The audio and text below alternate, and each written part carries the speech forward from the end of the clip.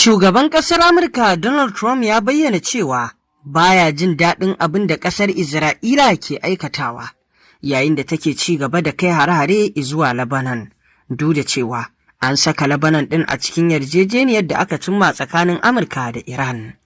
Masu saurare ku biyo mu cikin wannan rahoto domin jin batutuwan da ke wakana a gabas ta tsakiya tsakanin wato Isra'ila, Amurka da ma Iran. Shugaban ƙasar Amurka Donald Trump ya ce bai ji daɗin yadda Isra'ila ke ci gaba da kai hare-hare kan Hezbollah a Lebanon ba, bayan an amince da yarjejeniyar tsagaita wuta da ƙasar Iran. Trump ya shaida wa manema labarai a wajen taron G7 cewa ya kamata Firaministan Isra'ila Benjamin Netanyahu ya riƙa yin abu na masu hankali. Ya ce an kashe mutane da dama a Lebanon, kuma babu buƙatar Isra'ila ta riƙa kai hare-hare kan gidan farar hula don kawai suna neman wani ɗan Hezbollah. Ban ji daɗin abin da Isra'ila ta yi kan wato batun Lebanon da Hezbollah ba, ya kamata a ce an ƙare a wato ƙanƙanin lokaci. Amma sai gashi batun yana ɗaukar lokaci mai tsawo, in ji shi. Donald Trump ya ce ya bayyana wa Isra'ila rashin jin daɗinsa a karon farko ne bayan ta kai hari a Lebanon sa'a biyu gabanin Iran da Amurka su sanya hannu kan yarjejeniyar kawo ƙarshen yaƙi. Hare-haren na ƙasar Isra'ila a kan Lebanon ɗin ya yi babban ta'adi.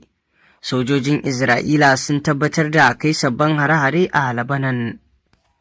Sojojin Isra'ila sun sanar da cewa sun kai hare-hare da dama a ƙasar Lebanon a Talata ta jiya.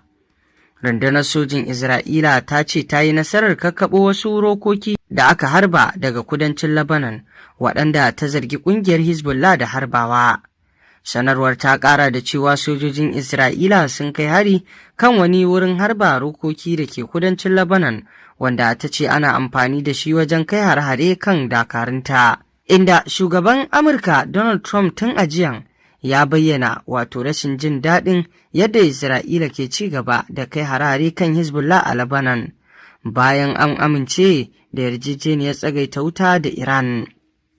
Harin Isra'ila a Lebanon ya kashe mutum 4, aƙalla mutum 4 sun rasa rayukansu sakamakon hare-haren da Isra'ila ta kai a kudancin Lebanon a Talata ta jiya, kamar yadda kamfanin dillancin labarai na gwamnati NNA da jaridar Leorand suka rawaito. Rahotanni sun ce an kai hare-hare ne kan motoci guda 3 a wurare daban-daban tsakanin garuruwan Maifadun da kuma Shukin.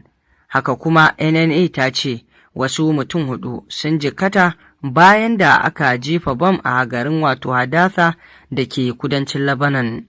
Sai dai Firaministan Isra'ila Benjamin Netanyahu ya sha bayyanawa a baya cewa dakarun ƙasarsa ba za su janye daga kudancin Lebanon ba, duk da yarjejeniyar da aka cimma tsakanin Amurka da Iran.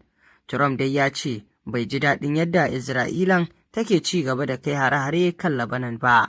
To masu saurari ƙarshen rahoton kenan, me za ku ce kan wannan batu, musamman ma yadda Netanyahu ko mu ce Isra'ila a yanzu ke juyawa maganganun Donald Trump baya, kamar bijirewa maganganunsa ne ko kuma umarninsa.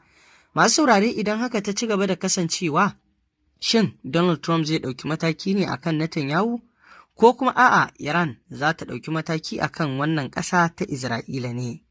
Muna so mu ji ra'ayinku kan haka, mun gode.